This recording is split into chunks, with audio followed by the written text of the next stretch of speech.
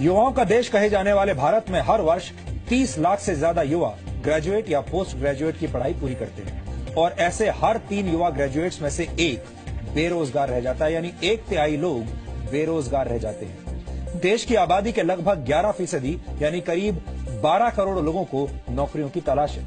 सबसे चिंता की बात यह है कि इनमें पढ़े लिखे युवाओं की तादाद ही सबसे ज्यादा है। बेरोजगारों में 25% युवा 20 से 24 वर्ष की उम्र के हैं, जबकि 25 से 29 वर्ष की उम्र वाले युवाओं की संख्या 17% है। बेरोजगारों में 10वीं या 12वीं कक्षा तक पढ़ने वाले युवाओं की संख्या 15% यानी लगभग 2 करोड़ 70 लाख है। यहां तक कि तकनीकी शिक्षा हासिल करने वाले देश के 16% युवा भी बेरोजगारों की लिस्ट में शामिल हैं। इसके अलावा हमारे पास सन 2013 और 14 की मिनिस्ट्री ऑफ लेबर की एक रिपोर्ट है जो ये कहती है कि हमारे देश में 18 से 29 वर्ष की उम्र के ग्रेजुएट्स और उससे ज्यादा पढ़े लिखे युवाओं में बेरोजगारों की संख्या 28% है। इन आंकड़ों से साफ है कि हमारे देश में युवाओं की संख्या तो तेजी से बढ़ रही है, लेकिन हम युवाओं की शक्ति का सही इस्तेमाल नहीं कर पा रहे हैं। ये एक दुखद विडंबना है कि हमारे देश में हर वर्ष पढ़ाई पूरी करने वाले 30 लाख युवाओं में से 10 लाख बेरोजगार रह जाते हैं।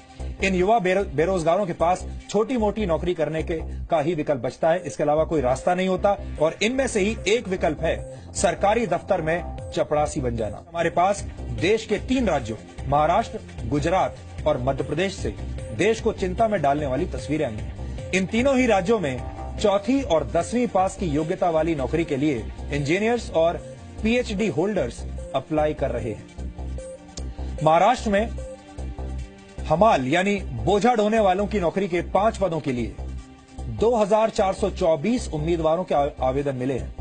इस नौकरी के लिए कम से कम 4वीं पास होना जरूरी है, लेकिन आवेदन करने वालों में से 5 के पास एमफिल यानी मास्टर ऑफ फिलॉसफी की डिग्री है। 109 उम्मीदवार ऐसे हैं जिनके पास डिप्लोमा मौजूद है, जबकि 253 उम्मीदवार पोस्ट ग्रेजुएट्स हैं। दूसरी तरफ मध्य प्रदेश में फॉरेस्ट गार्ड की नौकरी के लिए 2400 पदों के लिए 6 लाख से ज्यादा आवेदन आए हैं और दुख की बात यह है कि इन उम्मीदवारों में 12,000 से ज्यादा इंजीनियर्स हैं। 4,000 से ज्यादा उम्मीदवारों के पास इंजीनियरिंग डिप्लोमा है, 23,000 से ज्यादा पोस्ट ग्रेजुएट और 34 पीएचडी होल्डर्स हैं, जबकि इस नौकरी के लिए सिर्फ 10वीं पास होने की योग्यता ही जरूरी है। गुजरात के राजकोट में नगर पालिका ने मच्छर मारने का काम करने के लिए 23 पदों पर आवेदन मांगे और इसके लिए 34,000 लोगों ने आवेदन भरे।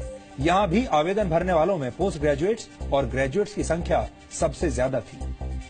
देश के युवाओं की बेरोजगार वाली समस्या की एक बड़ी वजह हमारी शिक्षा व्यवस्था भी है, जो दशकों पुराने पाठ्यक्रमों के जरिए देश का भविष्य बनाने की कोशिश में लगी हुई है। इसका नतीजा ये होता है कि कॉलेज से डिग्रियां लेकर निकलने वाले युवा नौकरी करने के लायक ही नहीं बन पाते। एसोचैम के एक सर्वे के मुताबिक भारत में उच्च शिक्षा ग्रहण करने वाले 85% युवा किसी भी परिस्थिति में अपनी योग्यता सिद्ध नहीं कर सकते।